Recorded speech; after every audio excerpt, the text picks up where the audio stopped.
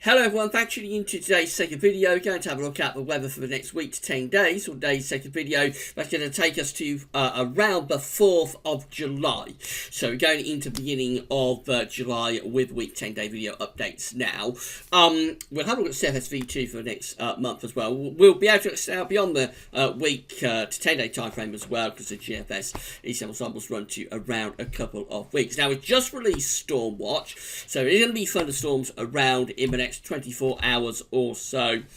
And particularly focusing on tonight, I think, the risk of some very torrential rain and potentially thunderstorms too to move up from the south. But have a look at Stormwatch, see what's going on. Then once tomorrow afternoon is out of the way, we go dry then through Wednesday, Thursday, and probably for many of us on Friday too. The question will be, how hot does it get in the second half of the week and at the end of the week and into the weekend? There's a lot of uncertainty about how high the temperatures are going to go. Really strange developments with that. I'll talk more about that as we get into the video. I guess start off centering temperature, though. That's beginning its rise upwards. So we're currently standing now for June at 13.4. An anomaly of half a degree below average provisional up to the 23rd. And with the very warm, humid and potentially quite hot conditions not coming up by the end of the week, that's going to go up further. So we may actually finish up with a warmer than average month, would you believe? It seemed very unlikely around a week or so ago. But I think that's going to get a real boost over the next sort of final week, if you like, of the month. These are the 500 millibar high dynamic flow charts for the next week to 10 days. We've got the ECMWF here on the top, and the GFS is on the bottom from the Penn State University. 500 millibars, 8,000 meters, an area in the atmosphere. High pressure, low pressure are being moved around by the jet stream running above. Red direct high pressure, blue to low pressure. This takes us into early July. This takes us up to the 4th of July. You can see a bit of a pattern change by then. We've got above average height centering to our west-southwest or south-southwest. Below average heights are up to the north. So also going into a much flatter westerly type flow there. So that does suggest a cooler spell of weather as we go into the early part of July. Temperatures lower, the winds coming in off the Atlantic. Probably a lot of dry weather down in the south. I would have thought very pleasant conditions, really. Temperatures pleasantly warm in the strong sunshine, probably low 20s Celsius, low humidity as well. And a reasonable amount of dry weather from the south, probably showers at times up in the north. That's the ECM. This is how the GFS is looking. And it's actually very similar. So again, we've got the above average heights kind of like to our south. We've got below average heights up to the north. So bringing in a westerly flow, the winds coming in off the Atlantic. Westerlies in summer are always going to be cooler than easterlies or southerlies because the Atlantic is always going to be cooler than the continent in the summer. It's the reverse in the winter, where the Atlantic will always be warmer than a continental flow. But in summer, west is really a coolish direction. So I would have thought, again, quite pleasant conditions, temperatures probably around average, low humidity. And down in the south, we're close to average, so a reasonable amount of dry weather at times there as we go into the early part of July. These are the GFS upper air temperature and precipitation ensembles for the next couple of weeks. We're looking at London today. Now look at this rise in the temperature that's taking place to the end of the week. So the red line here is the 30-year upper air temperature average for London. We're already above average, but it's going to rise further through the week. And it reaches its peak sometime around Saturday. That's 29th of June, just there. That's Saturday, where the temperature is peaking over 20 degrees at 850 HPA. So it's peaking at around sort of 22, perhaps 23 Celsius at 850 HPA. That is a very, very high upper air temperature indeed. That would imply, you would look at that and think it's going to get really, really hot at the end of this week and into the weekend down in the south. However, we are still seeing And this will become apparent when we do a Glasgow update tonight. Got the CF update for Glasgow Festival going tonight. This will become apparent then. You'll see the forecast surface chart. There'll be nothing like the upper air temperature. So it's a real mystery what's going on here with these models for the end of the week and the weekend. Just how hot is it going to get? Either for some reason we're not going to get a response from what's happening in the upper air down on the surface, or it's just simply the fact that the models are seriously, and I do mean seriously, undercooking the temperature potential at the end of this week and into this weekend down in the south. Beyond that, though, you see, as we go through to the second half of the weekend into next week, there's a very rapid drop in the temperature, so that actually by the time we get through to like the 1st to the 3rd of July, we're even a little bit cooler than average, a bit below average with those upper air temperatures. And then after that, through the first week of July, and just about now getting us into the second week of July, we're just close to average. There's no sign of a return to those very high upper air temperatures, just sticking very close to the 30-year temperature average. Looks pretty dry for London too. Now, the precipitation spikes just here are potential for thunderstorms tonight and into tomorrow. I think they're a little bit further north and west of London, though, so probably not reflective for a lot of us. But after that, it actually goes pretty dry then through to the weekend. Across many parts of the country will be a lot of dry weather. Over the weekend into next week, possibly turning a little bit more showery. But remember, we've got this ridge down to the south of us next week, which at least the southern areas will provide a lot of dry weather, albeit temperatures will drop and will be lower. This is a temperature anomaly from the 24th of June to the 2nd of July. Now, this is quite mysterious because with such a high upper air temperature as we're seeing there, you would expect these temperature anomaly maps to be bright red. Actually, they're only slightly above average, showing slightly above average temperature anomalies there. Very hot across much of France, Germany, Low Countries down to Spain, of course, but for us, just a little bit above average with the temperature anomaly. And given the ensemble that we just see there, you'll probably expect that to be significantly hotter than it's showing. Precipitation anomaly is quite close to average. Some places a bit above average. That's from tonight's deluge, I think, particularly with this central swathe of England. After that, I think these charts will go drier than average from tomorrow. That's how the GFS is looking for Thursday then. So by Thursday, high pressure is sinking in from the north. So that kills off the threat of any showers or thunderstorms midweek. We go through into Friday. The high pressure just starts to drift to our east. That begins to pull up winds from a southeasterly direction. There's the upper air temperature showing the 20 Celsius isotherm is moving into England and Wales. So a 20 Celsius isotherm, of course, is 20 Celsius at 850 HPA, so it's kind of like that.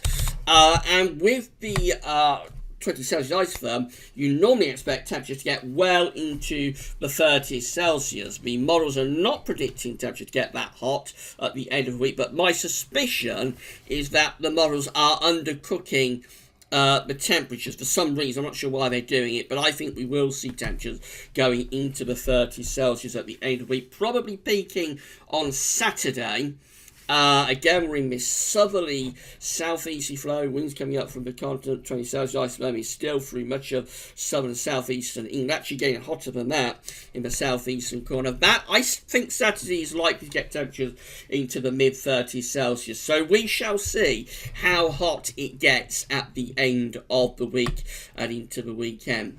By Sunday, though, a cold front is pushing through the country, turning winds into the west and lowering the temperature. Look at the upper air temperatures, much, much cooler by Sunday. We're shoving off all of those hot upper air temperatures into Germany, and we're replacing them with these cooler, fresher upper air temperatures. So temperatures do lower by several degrees from Saturday to Sunday. There may be thunder involved with that, but the cold front at the moment is actually looking pretty weak.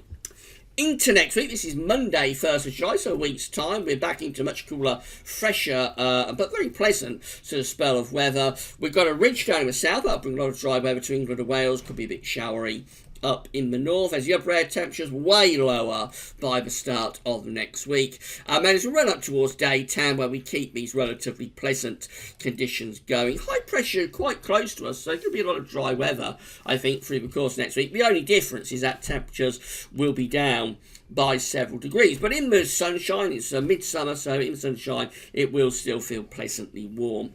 Maybe hinting at going a little bit more unsettled as we get beyond day 10 from some showery bursts. But even then, we're up to the 8th of July now. Even then, a bit of a ridge coming in from the Azores high, so that still keeps us quite pleasantly dry. And particularly so for southern areas. It looks as though this first week to 10 days of July, although cooler and fresher, will have a lot of dry and pleasant summer weather on offer.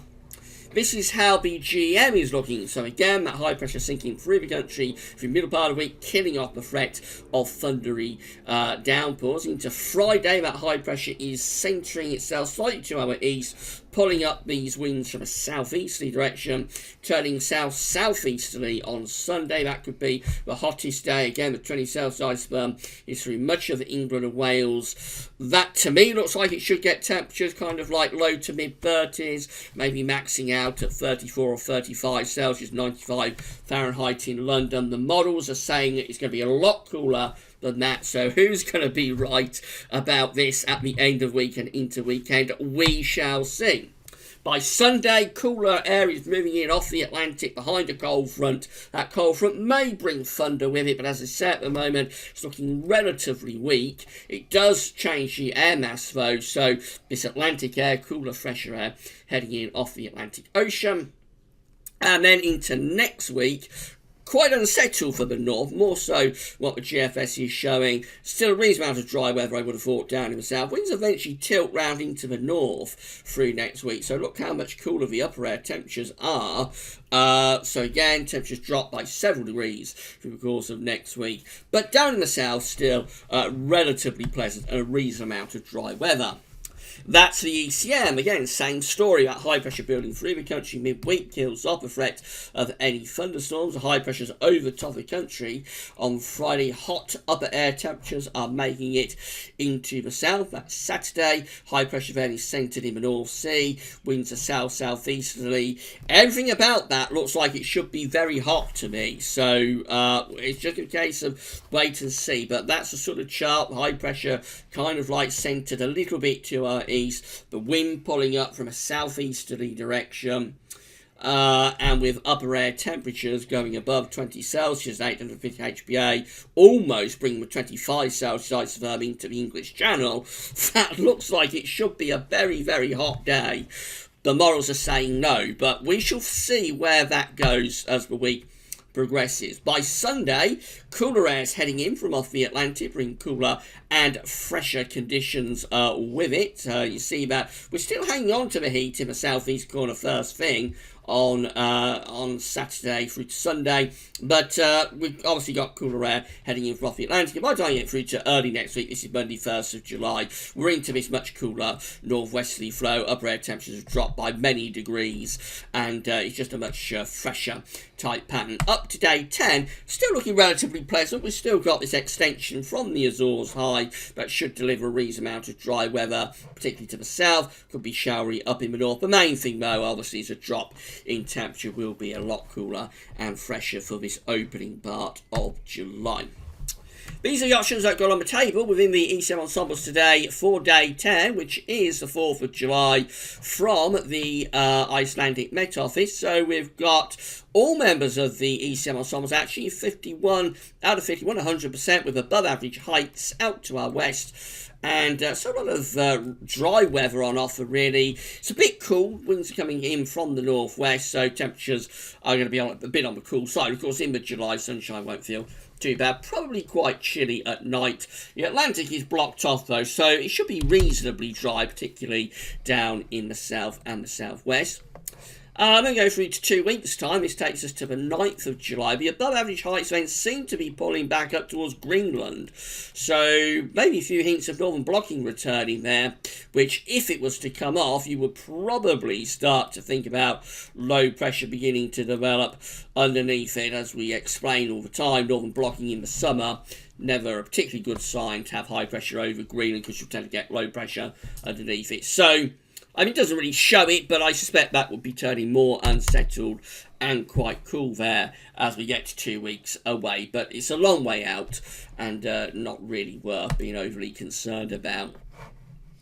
Finally, the CFSV2 for the next month. These are 500 millibar heights broken down into week periods. The first week period takes from the 24th to the 30th of June with above average heights over and to the east and north of us, below average heights out to southwest. It pulls the winds in from the southeast. Should be pretty hot, you would have thought, in the week ahead. We're going through to week 2, which is the 1st to the 7th of July. Above average heights then have pulled out to the west of us, below average heights over Scandinavia. So, again, probably a lot of dry weather on offer with that, but quite a bit cooler and fresher as the wind is coming in from the North Atlantic. Let me go through to week 3, change again. This is the 8th to the 14th of July. Above average heights are back to our east, with below average heights to west. That's probably bringing up wind from the south. That could be a hotter week again, but maybe a bit volatile, risk of some thunderstorms. And then we go through to week 4, when we go rather flat. This is the 15th to the 21st of July, with below average heights then to our north and above average heights to our south. That brings in a flat westerly flow, so that could be quite cool, but for the north unsettled, for the south probably drier. Temperature anomalies in the week ahead are hotter than average, particularly for England and Wales. Very hot week coming up for most parts of Europe, with temperature anomalies over 3 degrees above average. Week 2 temperature anomalies are lower. We return close to average in week 2. The first week of July should be cooler, but the next week, which is the second week of July, or the third week of our forecast period, goes warmer again. That's the 8th to the 14th of July. Quite hot with that one. And then week 4 is the 15th to the 21st of July, and that also looking a little bit above average, but less so than week 3. So temperature anomalies are up and down. Overall, it looks like a relatively warm sort of 4 weeks coming up. Just that first week of July stands out as being perhaps a bit cooler. Precipitation anomalies from the 24th to 30th of June. For the north, drier than average. For the south, wetter than average. That's probably down to thunderstorms. Week 2 looks drier than average. It's first week of July, looking drier than average for most parts of the country. So cooler but dry in the first week of July. Week 3 is close to average as the ceiling is weakening away. Week 4 also looks very close to average, but for the north it's a bit wetter. So that one perhaps going a little bit on the zonal side. So it's a mixed bag for the next month. We've definitely got the questions to answer about how hot it's going to get at the end of this week and into the weekend. But however hot it gets, it looks as though it's only going to last 2 or 3 days, and then we're into that cooler, fresher air from off the Atlantic through the course of Sunday. Next week, first week of July, is looking quite pleasant, really. Temperatures will be substantially lower and will be much fresher, but certainly for the south, a lot of dry weather on offer, probably a bit showery up in the north. And then where we go beyond that through into the rest of July, we shall have to wait and see. There's a few options that are in play there, but overall we're not seeing signs that it's going to get very hot through the early part of July. Probably just a lot of dry weather and rather cooler, but we shall see about that. Right, we'll be back this evening with the 6th update for the Glastonbury Festival. Obviously that's occurring over this period when we're questioning how hot it's going to get. So will things be any clearer about these temperatures at the end of the week? We'll find out in the 6th Glasto update this evening, 7 o'clock. That's all for now, and thanks for watching.